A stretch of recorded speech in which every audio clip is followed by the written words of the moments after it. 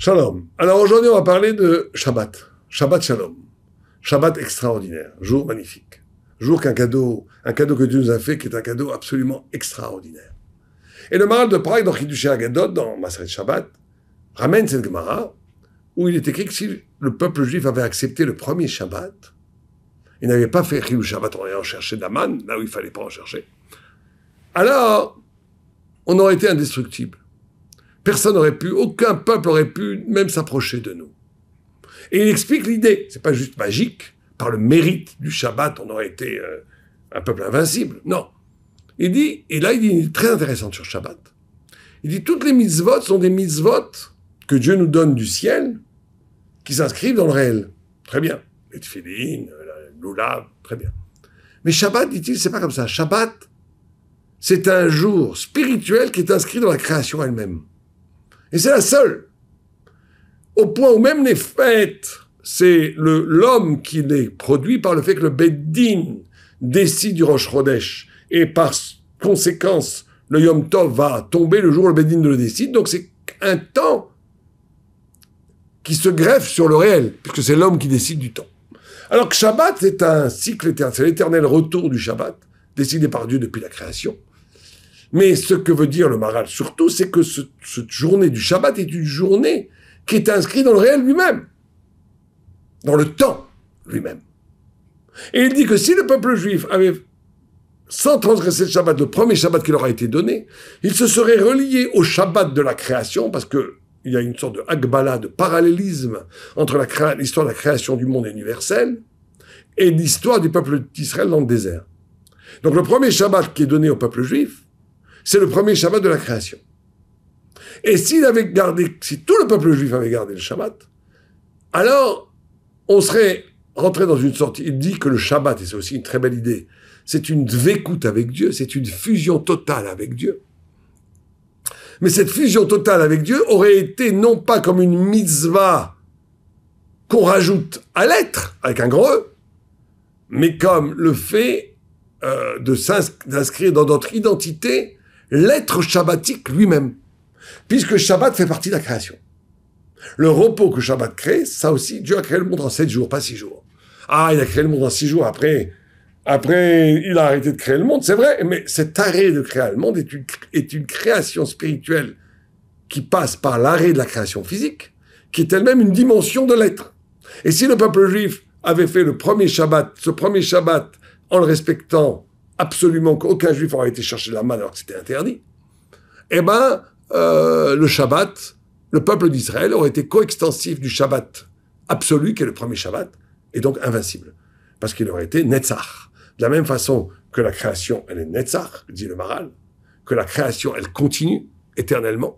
De la même façon, le Shabbat aurait rendu le peuple juif, qui est Netzach, qui est éternel, si nous nous étions identifiés totalement au Shabbat, par le respect du premier Shabbat, eh ben, on aurait été éternel. Ça veut dire, on est toujours éternel aujourd'hui, mais on aurait été éternel au sens où on aurait été intouchable. Alors, il y a 3 idées absolument fondamentales ici, que le Maharal nous dit. La première idée, c'est l'idée qu'on vient de dire, mais qui est très importante, il faut un peu la creuser, c'est qu'il existe une spiritualité qui n'est pas simplement un rajout au monde, mais qui est inhérente au monde. Et ça, c'est Shabbat. Shabbat nous donne, est une fenêtre dans l'être qui s'ouvre sur l'au-delà de l'être. Voilà, je n'ai pas d'autre formule. Shabbat est une fenêtre dans l'être qui s'ouvre sur l'au-delà de l'être. Shabbat est une porte dans le monde du radicalement autre. Et ça, c'est extraordinaire comme idée que nous donne le Maharal. C'est-à-dire que la spiritualité n'est pas un abandon du monde. Elle est comment réenchanter le monde, parce que dans le monde lui-même, il y a la présence de Dieu. C'est une idée très juive. D'ailleurs, Shabbat, qui est le jour le plus spirituel de l'année, c'est encore plus spirituel que Kippour, puisque Yom Kippour, celui qui transgresse Kippour, celui qui transgresse un jour, Yom Tov, c'est qu'un lave d'oraïda, c'est énorme, mais c'est une interdiction qui se limite au lave, à une interdiction de la Torah. Il n'y a pas de retranchement de l'âme, il n'y a pas la peine de mort. Celui qui fait, on monte d'un cran, celui qui transgresse Kippour, alors là, c'est karet, c'est très grave. C'est un retranchement de l'âme. Mort avant 60, 65, 70 selon les chitotes. 65, 60. Et 3, ne pas avoir d'enfant, Dieu préserve. C'est des fautes très graves. 3e niveau, Shabbat, Chiyuv Mita. Donc on voit que Shabbat est plus grave quelque part que Kippour, puisque c'est passible de la peine de mort, celui qui ne fait pas Shabbat. Alors celui qui ne fait pas Kippour, qui mange à Kippour ou qui fume une cigarette à Kippour, il est que entre guillemets, pas karet, il n'est pas Chiyuv Mita. Donc c'est le jour le plus spirituel de l'année. Et c'est pourtant le jour où on fête, où on célèbre les sens. On célèbre les sens. C'est-à-dire quoi on célèbre les sens? Eh bien, on mange, on boit, on invite des amis, on célèbre l'amour entre le couple, entre l'homme et la femme. Ça veut dire que la Torah nous dit la spiritualité la plus haute, c'est de dire un grand oui à la vie. La spiritualité, c'est pas de fuir la vie. Ça, c'est névrotique, des fois psychotique. C'est quelqu'un qui est spirituel parce qu'il ne supporte pas la vie. Bah, je dis pas que c'est mal, hein, c'est bien. Au moins, il est spirituel. Au moins, il fait les mitzvot, au moins, il fait la Torah. Mais il faut savoir que c'est pas du tout le lechatri là. C'est pas du tout a priori. A priori, être spirituel, c'est d'accepter la vie et malgré le flux extraordinaire de la vie, le désir, le plaisir, la convivialité, les amis, tout ce qui ferait en sorte que ça me ramènerait au monde, malgré, ou plutôt à cause de cela, je me lie à Dieu. C'est-à-dire se lier à Dieu par le plaisir, se lier à Dieu par le désir, se lier à Dieu par l'existence elle-même, par un grand oui à la vie. C'est le premier enseignement qui est pour moi fondamental. Parce qu'il dénote et il montre la spécificité de la Torah par rapport à toutes les autres formes de religion, chrétienne, stoïcisme, bouddhiste, spinoziste, tous les ismes qui sont les chevaliers du Satan. Ben là, voilà, il y a quelque chose de beaucoup plus fondamental qui est Dieu est là. Dieu a créé la vie pour que tu rentres en relation avec lui, pas pour que tu fuis la vie, pour créer une relation d'arrière-monde, de fuite imaginaire. C'est par le plaisir, une prise de conscience d'un lien avec Dieu, comme un enfant qui, dans son plaisir, quand il tête le sein de sa mère, il est en fusion totale avec sa mère. Ben voilà Shabbat.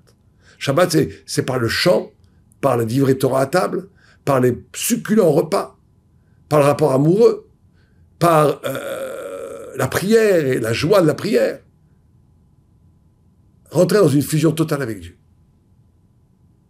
Ça, c'est le shamor. Après, il y a le zachor. Zachor, c'est la parole. Et là, il y a quelque chose de formidable. Une deuxième idée qui est donnée. C'est qu'une des fonctions de la parole, et c'est pour ça qu'on doit faire le kiddush alors que le Shabbat est déjà sanctifié. Pourquoi sanctifier le Shabbat par le kiddush alors que le Shabbat est déjà sanctifié? Comme on vient d'expliquer, le Shabbat est sanctifié de toute éternité. Il n'y a pas besoin de l'homme, contrairement au Yom Tov où il y a besoin de l'homme. Alors pourquoi dire le kiddush? C'est le zachor. Zachor, c'est qu'il faut parler. Pourquoi il faut parler? Parce que la parole rend le monde beau. Très belle idée que j'ai entendue. La parole rend le monde beau. Ça veut dire que la parole rend le monde beau. C'est que si Dieu avait voulu créer qu'un monde fonctionnel, tout à fait valable, il aurait fonctionné parfaitement,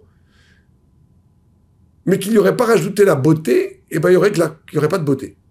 Le fait qu'il y a la beauté dans le monde, c'est lié au fait que Dieu a créé le monde avec la parole.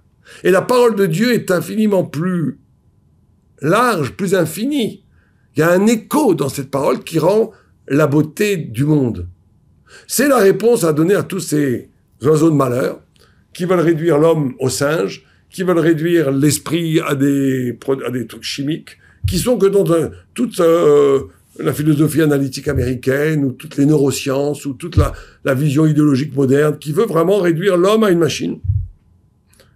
Au point où on pourra poser une question quand on fera l'intelligence artificielle, d'ailleurs on le fait déjà, hein, à un niveau tellement énorme qu'il n'y aura plus de différence entre l'homme et la femme, entre l'homme, pardon, et l'ordinateur. Même il y aura une différence plutôt à l'avantage de l'ordinateur. On se demandera pourquoi il est interdit de tuer un homme et on a le droit de fracasser un ordinateur, de le jeter par terre. Pourquoi? Et donc, la question de l'âme, justement de l'excès, méod, c'est une anagramme de Adam. Beaucoup. Excès.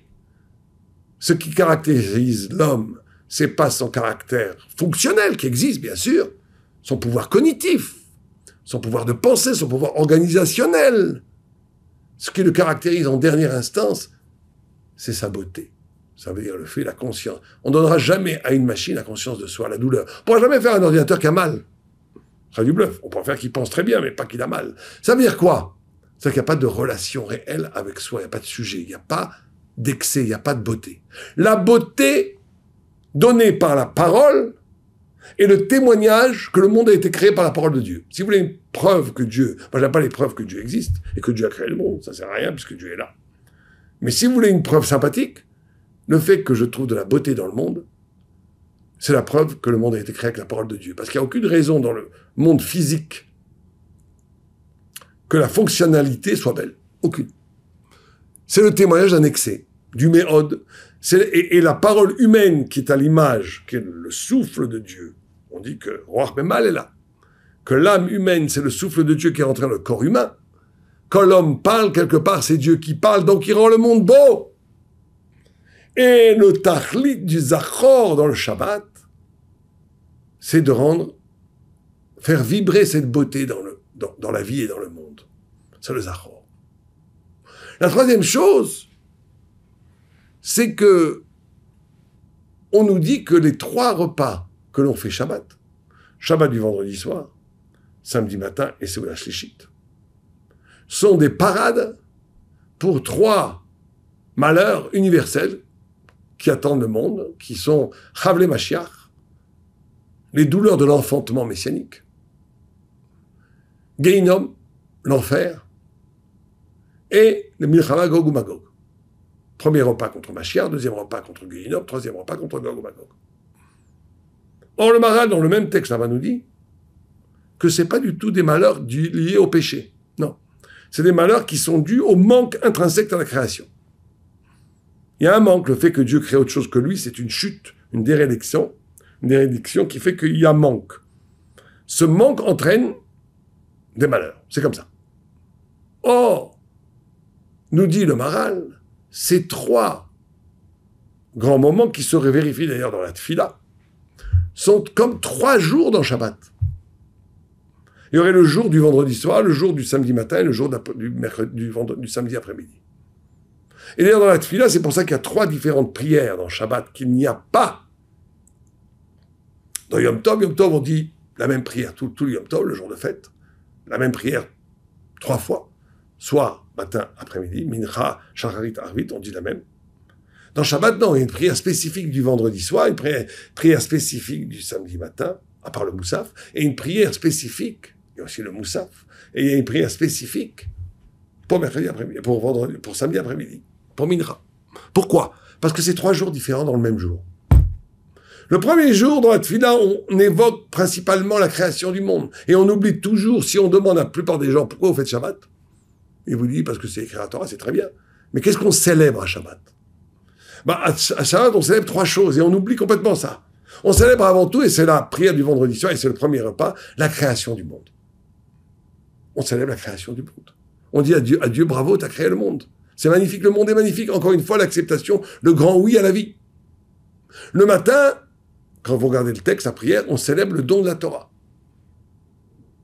Et à Mincha, on célèbre la venue du Messie. Et donc, c'est encore une fois ce triptyque qu'on retrouve partout, qui sont création, vendredi soir, révélation, samedi matin, rédemption, Mincha.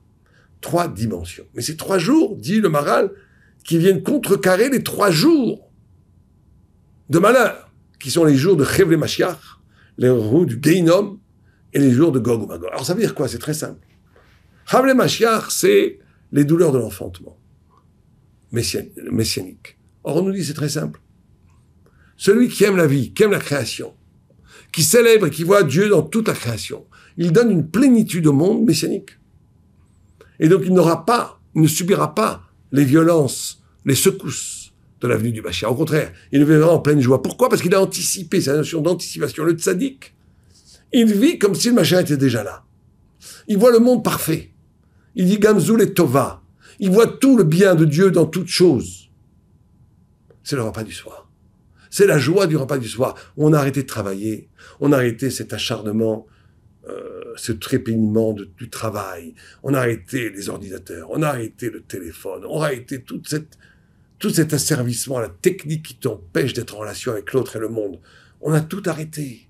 Le monde est bien comme il est, là où il est. Il n'y a pas besoin de rien du tout. Je suis maintenant avec ma famille, mes amis, à célébrer le Shabbat. C'est le vendredi soir, c'est le moment où tout s'est arrêté. C'est la paix totale, où j'accepte le monde avec un sourire et un bonheur absolu. C'est le vendredi soir. Chavlei Mashiach n'aura aucune prise sur toi si tu vis le vendredi soir comme ça. Le matin, après avoir accepté la joie d'être, sans passer par la recherche de l'avoir, là, tu rentres dans une dimension verticale d'une recherche de quête de la vérité. Tu écoutes la lecture de la Torah, tu reçois... Le Kriyat Torah, c'est pas une étude de la Torah, c'est recevoir la Torah. C'est Kabbalat Torah. Tu écoutes ça comme Kabbalat Torah, d'où l'importance cardinale de ne pas parler pendant la Kriyat Torah. Je prie en célébrant la révélation, la vérité. Celui qui est dans une relation verticale avec la vérité, le Gehinnom, qui est le manque absolu, qui est le feu du manque, n'a aucune prise. Le Ben Torah, même s'il fait des fautes, l'enfer n'a aucune prise sur lui. Pourquoi? Parce qu'il fait partie, il s'est mis dans une identification totale avec le Emet, qui est la vérité, où le mal et même la punition n'a pas de prise sur lui. Bien sûr, s'il fait une faute, c'est qu'il s'est détaché de cette vérité, donc oui. Mais on va dire que la Torah, de façon générale, a le pouvoir de brûler le feu de l'enfer. Le feu de la Torah brûle le feu de l'enfer. Le Gehinnom a peur de la Torah. Pourquoi est-ce que la Torah est plus forte que lui? Parce que c'est un feu plus fort que le feu de l'enfer. Gog ou Magog, ça va être le grand moment où les peuples vont se livrer une guerre totale, les grands peuples, les grandes civilisations, qui ont un enjeu messianique évident, mais qui plus profondément sont quel est le visage de l'humain? Quel genre de société on veut? Le libéralisme, le conservatisme, le populisme, le traditionnalisme, ça va être ça les guerres de Gog et Magog à la fin. Les enjeux géopolitiques par rapport à l'édification d'une humanité, d'une anthropologie propre à chaque civilisation. On en reparlera une autre fois, c'est très important, et ça se passe plus ou moins actuellement. Cela suscite quelqu'un qui se lie au Mashiach, par définition, ça veut dire la figure d'un dépassement du monde, sera protégé des aléatoires du monde à Mévin Yavin. Et donc Shabbat, c'est un jour absolument magnifique. Il ne faut pas hésiter à inviter à la table du Shabbat nos frères juifs, même très éloignés de la Torah, parce que énormément de gens, dans Shabbat, ont rencontré Dieu. Parce que c'est un jour où on mange à la table du roi. Et je finis avec ça. C'est un jour tellement solennel, tellement sublime, tellement spirituel, que si la table du Shabbat se transforme le pire en dispute, Dieu préserve. Entre mari et femme, entre parents et enfants, Dieu préserve. Ou en aussi pire, ou peut-être pire, médisance du Lachon Hara. Un peu moins pire, mais terrible quand même de parler de football, de politique ou de ch'touillotte, alors qu'on est à la table du roi. Il faut savoir se tenir à la table du roi. Shabbat, on est invité par Dieu à table. On est invité, on mange avec la shrina à table. Donc élévation spirituelle, divrei Torah, interrogation, échange, poser des questions de Torah, poser des questions aux enfants, que les enfants essaient de répondre, donnez-leur des récompenses s'ils répondent bien, poser des questions sur la paracha, chantons ensemble, et soyons dans une sorte d'ivresse spirituelle absolue, parce que c'est un moment, comme dit le Maharal de Prague, de fusion totale avec le divin. Amen, Kenny Ratson, Alava Aleno.